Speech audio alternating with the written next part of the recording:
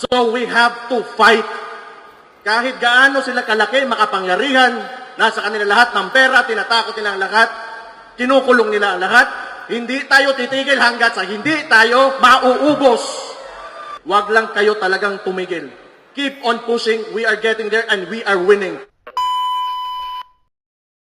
Ito na nga, ipapakita ko sa inyo itong video ni Mayor Baste Duterte na sinabi niya, we have to fight, no? Kahit gaano sila makapangyarihan, we have to fight. Yan ang sabi ni Mayor Baste. Ipapakita ko sa iyo itong video na ito na sobrang mainit po, maanghang na mga salita ni Mayor Baste Duterte laban dito sa administrasyong Bangag. Pero bago ang lahat, bago natin ito pag-uusapan, paki-like muna at saka paki-share itong ating video para kakalat ito sa taong bayan. Okay? Importanteng mag-like and share para yung mga nanonood sa YouTube na hindi masyadong interesado sa mga political na mga usapin ay maano rin sila, ma-educate rin sila na ito pala ang tunay na mga nangyayari. Kasi marami dyan, dakdak lang ng dakdak, no? Binabanata nila si BP Sara without really knowing the context sa mga issues. Okay? So kaya importanteng mag-like and share. At sa mga hindi pa nakasubscribe dito sa aking channel, dito sa Donmar TV, at kung first time mo dito nakabisita sa ating YouTube channel, this is Donmar TV, mag-subscribe na po kayo. Kasi po, walang bayad ang mag-subscribe sa YouTube.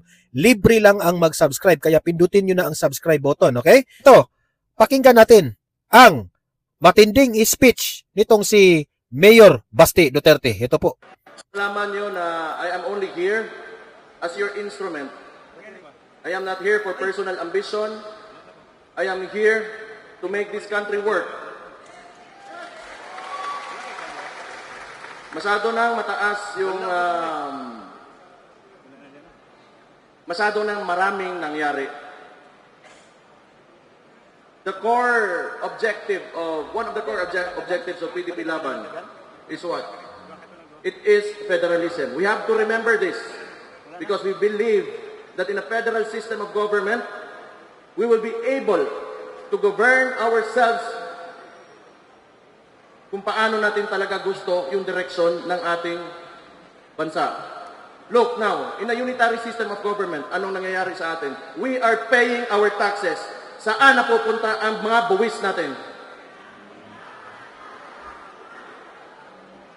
Instead of opening up the Blue Ribbon Committee on the flood control, kung saan nawawala ang trilyon-trilyon nating pera, ano ang priority ng administration ngayon? Yung impeachment ng Vice President. Because we all know, pag hindi nila matatanggal ang Vice President ngayon,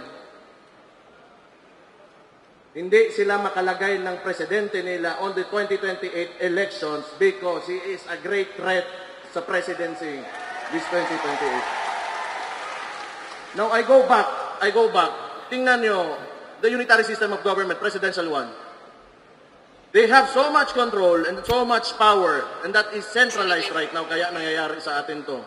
The president can threaten anyone. Tingnan nyo, walang natitira.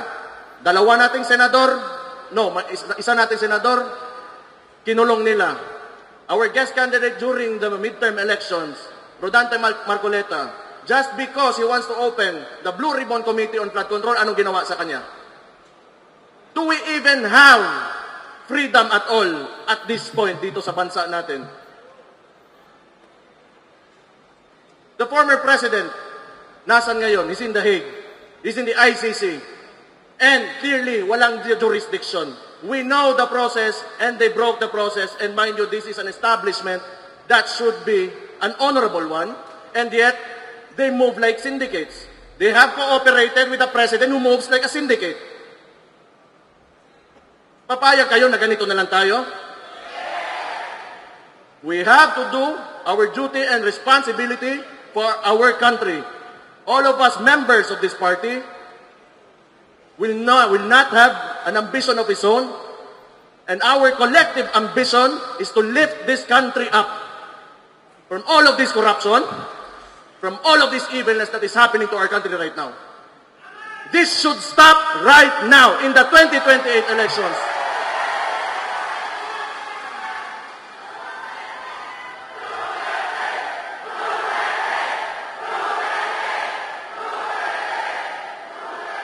Tama na. Okay na to. Yung mahalaga kasi, yung kinabukasan. I have children. You have children. You have grandchildren. What kind of future do you want for these kids? A worst one that we have now, or a better one? So we have to fight. Kahit gaano sila kalaki, makapangyarihan, nasa kanila lahat ng pera, tinatakot nila ang lahat, kinukulong nila ang lahat, hindi tayo titigil hanggat sa hindi tayo mauubos. Pero mauna muna kayo ha, ako na last kulong.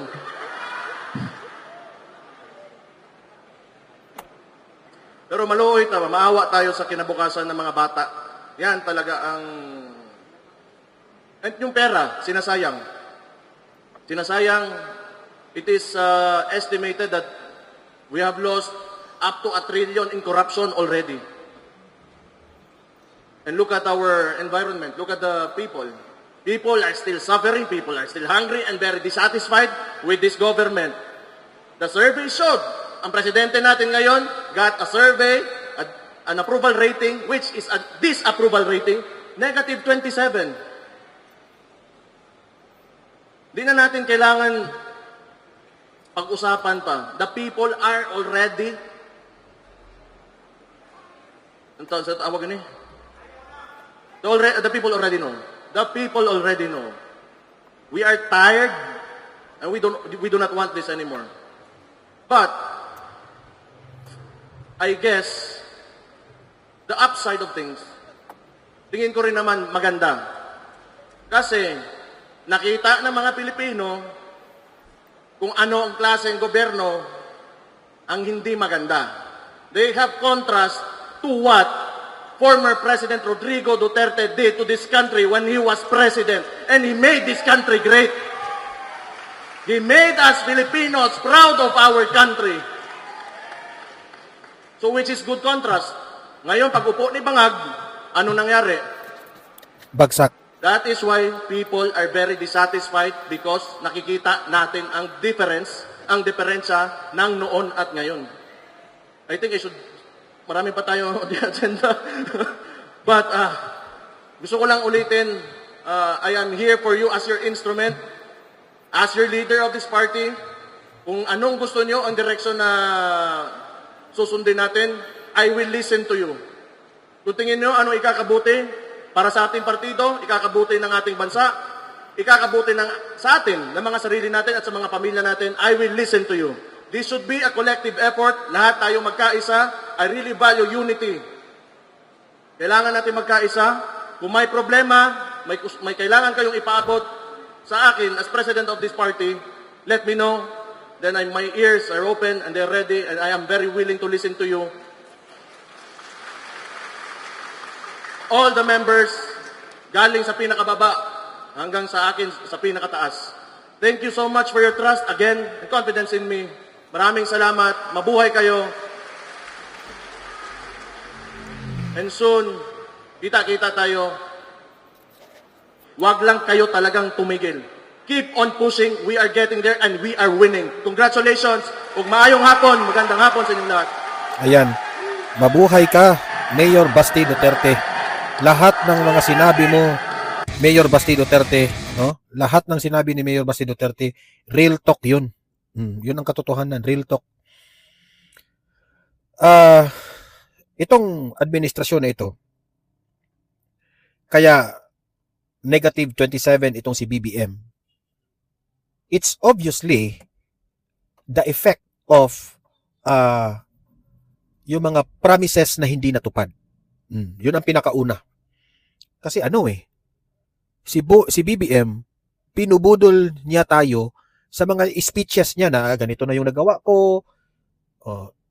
I will give you an example. Yung nagmamayabang siya doon sa flood control projects na 5,500 na yung flood control na nagawa. Ano nangyari? only to find out, to make the long story short, na kurakot yun. The biggest corruption in the history of the Philippines, in the history of the Philippine government. Kaya ang tao ngayon, as much as possible, kung po pwede pa lang, palitan na, now na talaga. E paano yan? Binoto yan ng tao. Hindi naman umuubra yung mga rally-rally.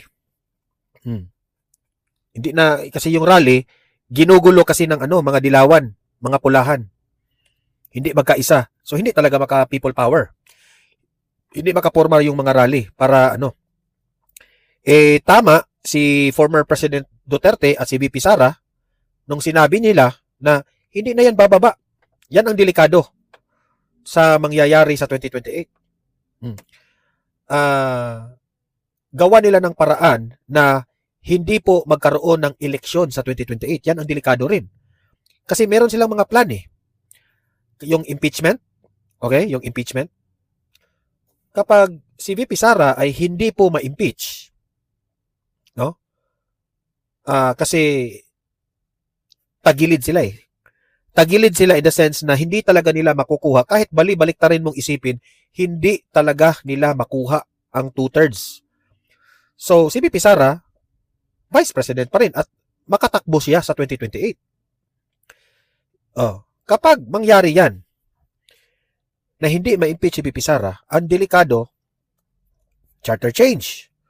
O gagawa nila ng paraan na i-extend yung i-postpone ba nila yung election? Kasi kung atin pong laliman ang ating analysis, hawak po ni BBM ang COMELEC ngayon. O kung anong utos ni BBM sa COMELEC, nasasabihin, i-extend muna natin. Gagawa sila ng reason na i-extend muna natin kasi may nagka-problema, siguro walang budget or depende na yan kung paano nila pwedeng mangyari yan, no? Di sa pinangunahan natin inilahad ko lang ang posibleng mangyari.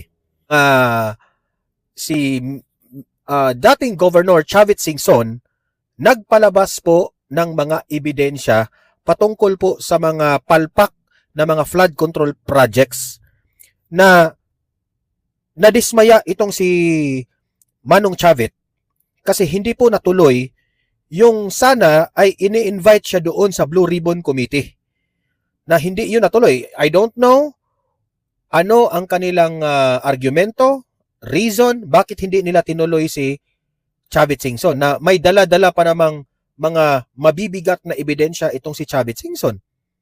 Kitang-kita dito na halatang halata sila na hindi sila seryoso dito sa pagsugpo kung sino ang held accountable dito sa flood control scandal. Okay? Kasi, mantakin nyo, pumunta na doon si Manong Chavit Singson sa Senado, handang-handa na siya ipresenta ang mga ebidensya, pero biglang hindi tinuloy yun.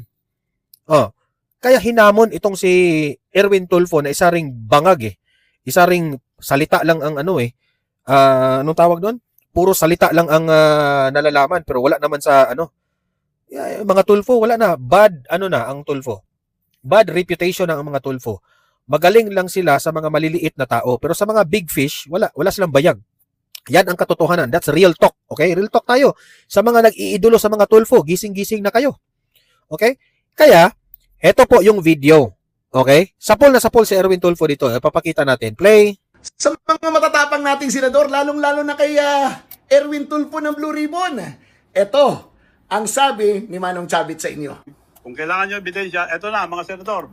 Ebidensya to. Ayaw nyo akong tanggapin na tumestigo sa Senado. Pinapakita ko ulit. Ito ang mga projects sa Ilocos Norte. Bakit yan mga projects yan ng Ilocos Norte. Alam naman natin kung sino ang balwarte dyan sa Ilocos Norte.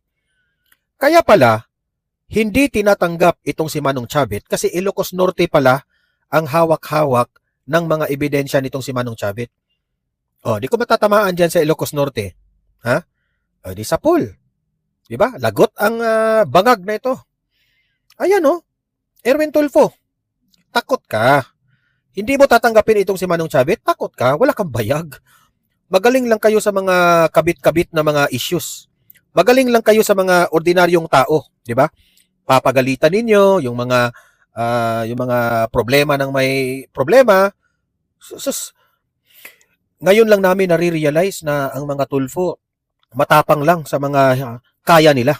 Pero yung mga malaking mga politicians, yung mga malalaking tao, yung mga congressman, yung mga speaker of the house, yung mga presidente ng Pilipinas, hindi nyo kaya, wala kayong bayag. Di ba? Sus, Rafi Tulfo, na-discourage na ko yan. Dati, idol natin yan. Erwin Tulfo, idol natin yan. Mga tinutulungan nila dati. Akala natin matapang. Sabi pa niya, akala natin kung ito yung magiging government official, talagang walang sinasanto ito, walang pinipili. Ano na? Nung kayo na ay naging senador, pinagkakatiwalaan kayo ng taong bayan, at nandyan na kayo sa Senado, ano na ngayon? Ano na ngayon ang ginagawa ninyo? Wala na. Yung promise ninyo sa taong bayan, wala na. Ano nangyari? Isa rin kayo sa mga humahalik sa mga puwet ng mga senador, mga malalaking big fish. Diba? Kayo. Pag iba nagsalita, sinukulong nyo. Eto, ebidensya. Distrito ni Congressman sa Sandro Marcos. Ebidensya ito. Bakit dinamanda yung mga engineers? Pag dinamanda nila yung mga engineers, siyempre sisigaw sila. Ayan klarong-klaro yan. Yan ang nangyayari sa ating bansa, mga kaibigan. Maliwanag. Ng mastermind, Bongbong Marcos, saka si Martin Romualdez. Ano? May ebidensya si Manong, ayaw niyong papuntahin sa Senado para mag-testigo. Ngayon, inilabas na niya. Nasa kanya mga ebidensya. Nasa vlog niya. Inilagay ko rin, pinost ko rin dito sa account ko. Panoorin niyo ng kabuuan. Yan ang challenge niya. Ombudsman. Galaw-galaw doon sa mga kakampi ninyo. Para naman, hindi kayo magmukhang peanut gallery. Binabanatan si Martin, pero hindi si Marcos. Sayang ang bayot! Di ba? Harap-harapan na yung ebidensya, Ombudsman Rimulya, ano na? Erwin Tulfo ng Blue Ribbon Committee, ano na? Tapos, pinakulong pa ninyo si Marcoleta na yun na sana ang susi para mahuli, mabuking itong mga korupsyon na ito. Sa gabal si Marcoleta. Hindi pinakulong nila. Wala talaga. Diyan yan na ang Pilipinas ngayon, guys. Nakakatakot na po itong administrasyon na ito. Kaya, simula ngayon, kayong taong bayan, mag-isip-isip na kayo. 2028, kung gusto ninyo mahinto itong massive corruption ng ginagawa ng gobyerno, alam nyo na kung sino yung dapat hindi iboto. At alam nyo kung sino ang dapat iboto. Ganun lang kasimple. Di ba? Sa 2028, huwag kayong bumoto doon sa mga congressman, mga senador, at presidente na alam natin na ayaw maimbestiga itong Blue Ribbon Committee. Simple lang. Doon tayo sa mga government officials na iniangat po ang pangalan ng mga Duterte. Kasi mga Duterte lang ang may kaya Mga Duterte lang ang mga matatapang at may malasakit sa mga Pilipino at sa mga taong bayan. Let's be frank about it. Okay? Sus, itong administrasyong Marcos, wala. Ayuda dito, ayuda doon. Pinamukha ninyo sa taong bayan na mahirap ang taong bayan? Na yung mga ibinibigay ninyong mga ayuda, mga pera rin naman yan ng taong bayan? Naiinsulto ang mga taong bayan.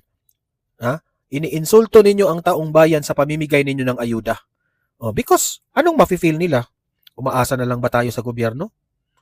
Hindi na ba tayo mabigyan ng marangyang buhay? Disenteng pamumuhay? Itong gobyernong ito? Itong gobyernong ito, gusto nila na aasa tayo sa kanila? Diba? Noong panahon ni former President Duterte, yung ayuda talagang okay yon kasi pandemic, hindi makalabas yung tao. Pero ngayon, wala. Lugmok ang ekonomiya. Para hindi magalit ang taong bayan, mamimigay sila ng ayuda. What happened? Bigay sila ng bigay ng ayuda. Anong nangyari po sa, anong nangyari sa ratings ni BBM? Diba? Akala siguro ni BBM tataas ang rating niya kasi namimigay siya ng ayuda. Hindi. every time na magbigay ka ng ayuda sa mga tao, iniinsulto mo ang tao. Nafi-feel nila na pulubi sila sa gobyerno. Yan ang katotohanan. Ha? Kaya kayong mga laging naniniwala sa mga dilawan, pulahan, mga loyalista, kayo mga loyalista, magising-gising naman kayo. Magising-gising naman kayo. Ha? Pera ninyo ang kinukurakot nila. Pera ninyo ang ibinibigay ng ayuda na ito. Diyan pa sa ayuda, ang dami pang korupsyon diyan. Di ba? So, wala. Yan ang katotohanan. Magre-real talk tayo. Itong bansang Pilipinas, wala talaga. We have a government na palpak.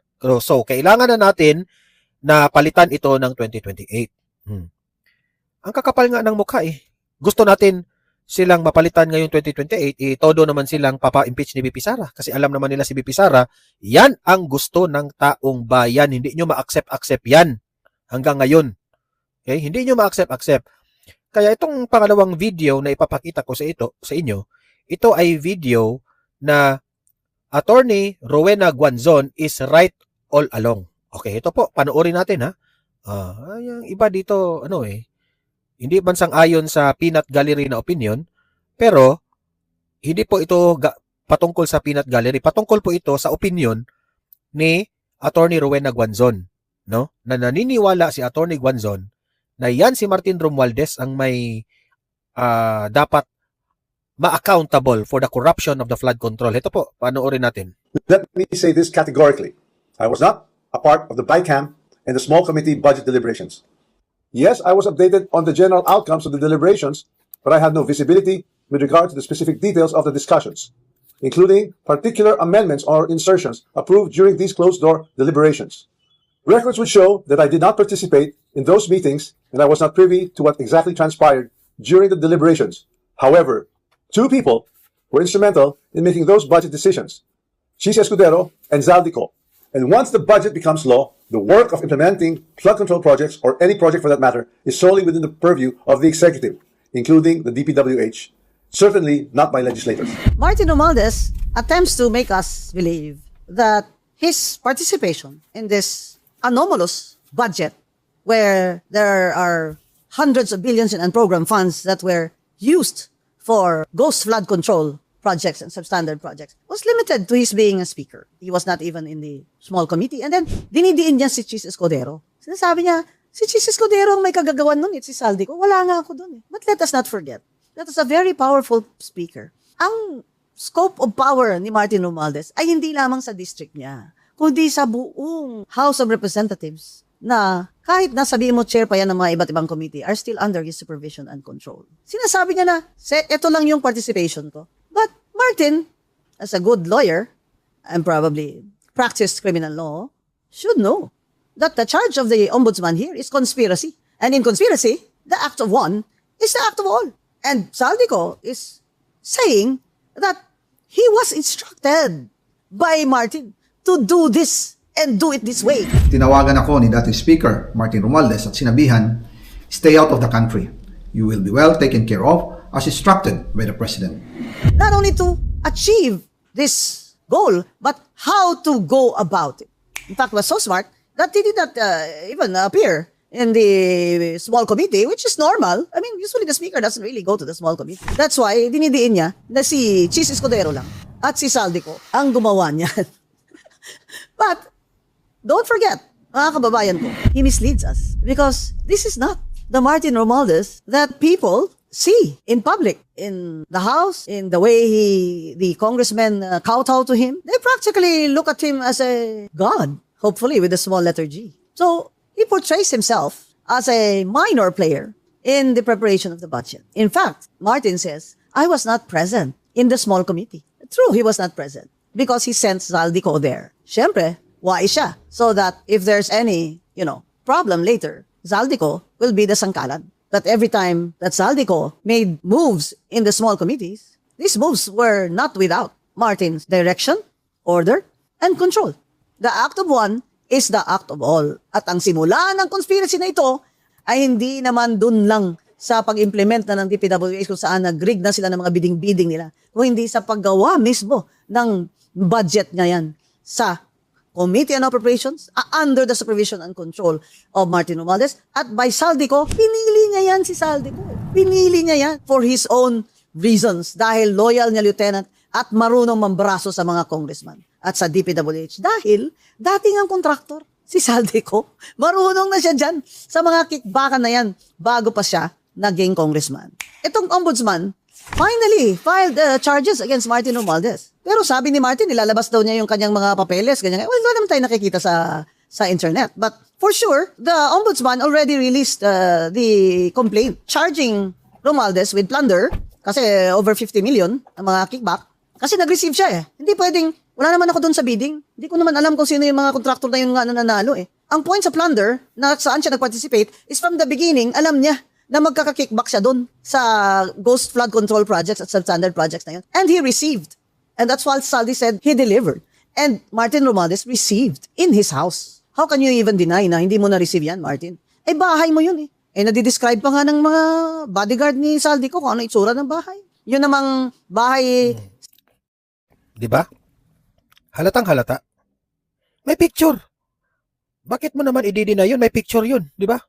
Sa Samarin, nabagsakan ng mga kickback, yung mga katulong ay may statement na dumating si Saldico at sabi ni Saldico, ay kailangan na kayong umalis, yung occupant. Kasi ako ang contractor dito, renovate ko pa ito. Pareho kayo, ina-identify nyo na siya mismo yung kaharap ninyo na sinasabing ang may-ari ng bahay, si Ayan, Speaker no? Romualdez, at kailangang umalis na kayo? Tama po yun. Tama po, sir. Not Grabe. Saldico, but Diskaya. Si Diskaya ang na-identify ng mga helpers. And hindi ba si Diskaya, yung mag-asawa, sinabi nga nila na na-deliver sila ng mga kickback money at sinasabi ng mga DPWH na nag-receive na para yon sa taas. Ang pagkaintindi nila, para sa taas, para kay Martin Romualdez at sa mga DPWH na mga opisyales. And I will defend myself fully. I will not allow myself to be turned into the scapegoat so that others who are actually Ang kapal ng mukha mo, magde-deny ka pa. Di ba? Ang kapal ng mukha ang nagde-deny ka pa. Harap-harapan na yung ebidensya. Harap-harapan na yung mga witness, magde-deny ka pa. Ombudsman Remulla, ano na? accountable can walk away clean. The scapegoat strikes back. This is when he now threatens to spill the beans on this administration, and I think this is what irked Ombudsman Boying Remulla some more. I mean, all the more, he is going to throw the books at him. Ayan ha, so grabe yung paano pinaintindi ni Attorney Rowena Guanzon ang doon sa vlog na yun ha. Magaling. Ang sa akin lang naman kasi magsosona na si BBM ngayong Lunes eh. Ewan ko lang kung diyang sa sona na yan, dadalo ba si Martin Romualdez? Kasi ang laman ng balita kahapon at ngayon na si Martin Romualdez di umano ay may kaso na. Ewan ko lang kung propaganda na naman ito, pero kailangan talaga makita ng taong bayan na si Martin Romualdez, no, makulong. Yun talagang kung ano yung ginawa nila kay Marcoleta, no? Na kasi kung tutuusin yung nangyari kay Jinggoy, nangyari kay Mike Defensor, at nangyari kay Marcoleta, nung nakita ng taong bayan na nakaposa sila, nagalit ang taong bayan. Nagalit sila. Kasi sabi ng taong bayan, bakit itong mga taong ito ang pinupusasan ninyo? Bakit itong mga taong ito ang nakikita naming nakukulong? Hindi ito. Hindi ito ang mga taong gusto naming makulong. Ang gusto ng taong bayan na nakaposas at nakakulong, si Martin Romualdez at si Saldico. Kung po pwede pa lang, ang presidente nga rin eh. Kaso lang, may immunity ang presidente. Di ba? Magne-negative rating kaya si BBM? Kung ayaw na ng taong bayan sa kanya? Di ba? Ayaw na. Kaya, yan ang gustong makita ng taong bayan. Si Martin Romualdez. So, ang tanong, ngayong Lunes, dadalo ba si Martin Romualdez sa SONA?